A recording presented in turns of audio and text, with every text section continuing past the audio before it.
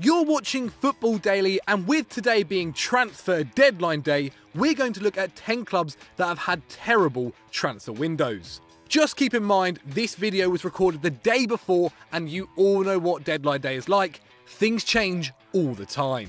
10. Tottenham Hotspur. We're starting in North London today, where Mauricio Pochettino is not a happy bunny. That's because at the time of writing, his Spurs side have signed absolutely nobody, not even a talented teenager. That's not to say they haven't tried though. Let's not forget they've made moves for massive names, including Jack Grealish to the tune of £18 million and Lewis Cook, who they're chasing for 30 mil.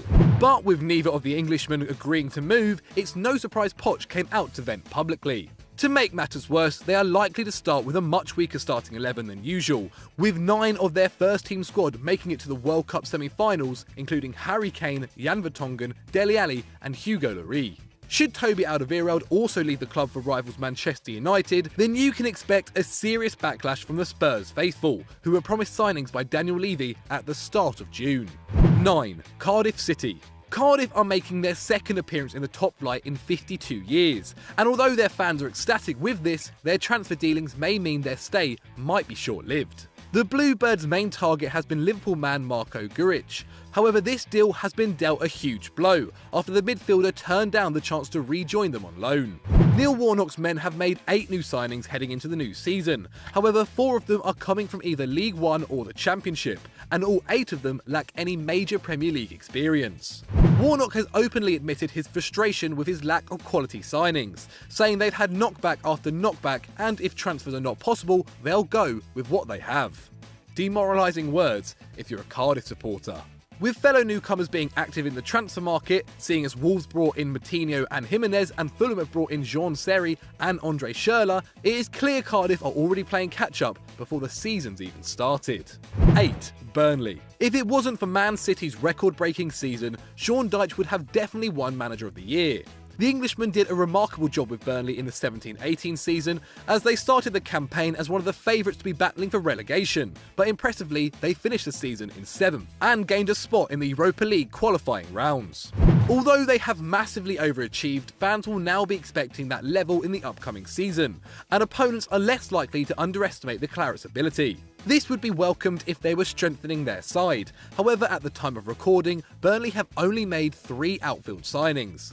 Ben Gibson is their most notable one from Middlesbrough for £15 million, and they also acquired a 16-year-old winger, Vinny Steels, who's expected to only feature for their under-23 side. With the increase in games as a result of the Europa League, Burnley will have to make more additions to their squad. However, they have released more players than they have signed this season, letting go of 5 so far. They have also brought in Manchester City reject Joe Hart, who became a key target after Nick Pope's injury in the Europa League, and with Tom Heaton still not fit, they are forced to play the 31-year-old, who didn't even get picked up by West Ham. Not looking good. 7. Real Madrid. Los Blancos fans have a lot to worry about after losing their biggest player in recent history, with Cristiano Ronaldo heading to Juventus. And you'd think Perez and co would have lined up a suitable replacement after losing the 5-time Ballon d'Or winner, but things aren't looking promising. There were rumours that PSG duo Neymar and Kylian Mbappe were serious targets for Real Madrid. However, both players have openly committed to the French side. And with Chelsea looking to make Eden Hazard their highest paid player, with reports suggesting they're willing to pay the Belgian £300,000 a week, that could be another signing they miss out on. Plus, their Croatians in all white seem to be unsettled, with Kovacic set for a move away to Stamford Bridge following a frustrating season, only completing 90 minutes just 7 times all campaign. And to make matters even worse, their talisman Luka Modric seems to be heading to Inter Milan for £65 million. Reports suggest Modric was promised he could leave Madrid if he helped them win the Champions League, which he did, and that was the same promise made to Ronaldo 2 years ago. Real's most notable signings are youngsters Vinicius Jr. and Rodrigo, with both wingers being bought for €40 million and €45 million respectively. Yet Rodrigo won't join up with the squad until 2019, and although they are very exciting teenagers, they're not quite CR7. 6. Roma. After finishing 3rd last season with 77 points, 10 less than the season before, Roma should have been looking to strengthen their side, and try to win the league for the first time in 17 years. However, they've had a transfer window to forget. To the Italians' credit, they have made a few signings, including 29-year-old Javier Pastore for €24.7 million from PSG, and exciting youngster Justin Kluivert from Ajax for €17.5 million. However, they've had a summer to forget. Resident bad boy Raja Nainggolan has left to go to Inter Milan for €38 million, and although his personality caused issues on and off the pitch, this will be a huge blow for the Giallorossi. However, that's not the only key player they lost, with Brazil's number 1 Alisson moving to Liverpool for a record-breaking fee for a keeper worth £65 million. A moment Roma fans will want to forget is also the Malcolm saga, which left their club humiliated. The Italians believe they had reached an agreement to sign the Wonder Kid for €36.5 million. However, Barcelona stole the signing from under their noses for €45 million. What made it even worse is that during a pre-season friendly between the teams and Malcolm's first appearance of Barca, he scored the first goal against them. You literally couldn't make this stuff up. 5. Newcastle. Coming off the back of a decent season for the Magpies, where they finished 10th on their return to the Premier League, manager Rafa Benitez had to deal with a few problems on and off the field, which have seemed to follow him into the new season. Newcastle owner Mike Ashley stunned their fans when he suggested he wanted to sell the club and was not going to be active in the transfer window. This has led their Spanish manager to admit his frustration over the club's lack of activity, and it's easy to see why that may be a problem for next season. Newcastle have currently made 6 signings, which include former Swansea man Song Hyun-ki and Solomon Rondon on loan. However, Benitez has still suggested he needs 2 more. And weirdly enough, after bringing in Mikel Merino for €7 million, they made an instant profit, selling him on to Real Sociedad for $12 million. But is that really smart business when they need all the talent that they can get? 4. Manchester City. With over £500 million spent in the last 2 summer windows, Man City seemed nailed on to be throwing their checkbook around following their Centurion campaign in 2017-18. But strangely, Manchester has been quiet on both the red and blue sides. The Sky Blues finally acquired Riyad Mahrez for £60 million after many failed attempts, adding depth to their already deep roster of versatile attackers. But in midfield, the thinnest area of the squad, they missed out on target after target. Chelsea stole their number 1 target in Jorginho, rivals United swiped the long-linked Fred from under their noses, and Real Madrid priced them out of a move for Mateo Kovacic, leaving City with a 33-year-old Fernandinho, an injury-prone Gundogan, and 18-year-old Phil Foden as their specialist central midfielders. Guardiola has said he is waiting for one more special signing, but remarkably, after a near-perfect campaign last season, his team have found themselves an injury or 2 away from crisis. With their resources, that can only go down as a failure. 3. Napoli.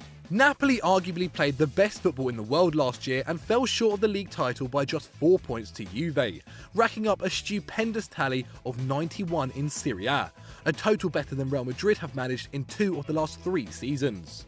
But 2018-19 doesn't look like being quite so bright, after the mastermind of their spectacular style, Maurizio Sarri, was lured away to Chelsea, with his seat in the dugout taken by former Bayern Munich manager Carlo Ancelotti. Ancelotti is hardly a bad coach, but Sarri took midfield hub Jorginho with him, and in fact it's not Napoli's business but that of the clubs around them which made their window such a failure. While the Little Donkeys made an excellent signing in Fabian Ruiz from Real Betis, Milan acquired Matteo Caldara and Gonzalo Higuain. And whilst the signing of Verdi was considered a good idea, Inter poached Nainggolan. And finally, as Ancelotti blew a reported €30 million on Udinese keeper Alex Meret, Juve arranged the return of Leonardo Bonucci and the shock arrival of Cristiano Ronaldo. As a result, the old lady seems certain to make it 8 league titles on the trot, and instead of competing for the Scudetto, Napoli could find themselves fighting to maintain their Champions League status. 2. Nice. After finishing 3rd in Lucien Favre's maiden campaign on the south coast, hopes were high heading into last season for French outfit Nice. But an underwhelming 8th spot in Ligue 1 followed a Europa League exit at the hands of Lazio, while Borussia Dortmund finally succeeded in poaching Favre in the summer, leading to an exciting but risky move for New York's Patrick Vieira. To make a disappointing 12 months worse, Nice have subsequently lost a bevy of stars. Jean-Michel Seri, who made 43 appearances last year and recorded 10 assists, joined Fulham for less than his €35 million release clause. Player, who at 25 was supposed to be the future of the club's attack, followed a 21-goal campaign with an exit to Borussia Mönchengladbach, bringing in €25 million, barely enough to replace him. And finally, Mario Balotelli, who bagged 26 goals in all competitions, spent the summer disrupting the club's transfer business, first refusing to turn up to training before scuppering a switch to Marseille with high wage demands. If Nice are to return to the form of 2 years ago, they'll need to shift the Italian quickly and plough the money into some serious reinforcements, as at the time of writing, they're yet to bring in a single attacker to replace their lethal strike partnership. If not, they better start scouting the opposition they'll face in Ligue 2. 1. Sporting Lisbon. This is probably the worst transfer window Sporting Lisbon have ever gone through in their history. After a group of 50 masked fans broke into the club's training ground, attacking the players and staff back in May, no fewer than 9 Sporting players terminated their contracts, citing just cause. And to be honest, we don't blame them. The Portuguese side finished 3rd in the league last season, bringing them up to 16 years without lifting the domestic title. As famously volatile club president Bruno de Carvalho continued to meddle with manager Jorge Jesus' squad, in one case suspending 19 members of the first team after a Europa League defeat. Unsurprisingly, the manager left for Saudi Arabia at the end of the season. Though star midfielder Bruno Fernandes and centre-forward Bastos have since re-signed with the Lions, Rui Patricio joined Wolves, Gelson Martins jumped ship for Atletico Madrid, and William Carvalho switched to Real Betis, denying the club more than €80 million in estimated transfer fees. Sporting have now launched legal challenges to those moves, seeking around €200 million in compensation, and could end up in 3 costly court cases, while their own marquee signings are an aging Nani and Rafinha from Vitória Guimarães. I've got no idea who he is. Thank you for watching, and if you like that, why not try this video here? And as ever, always remember to like and subscribe.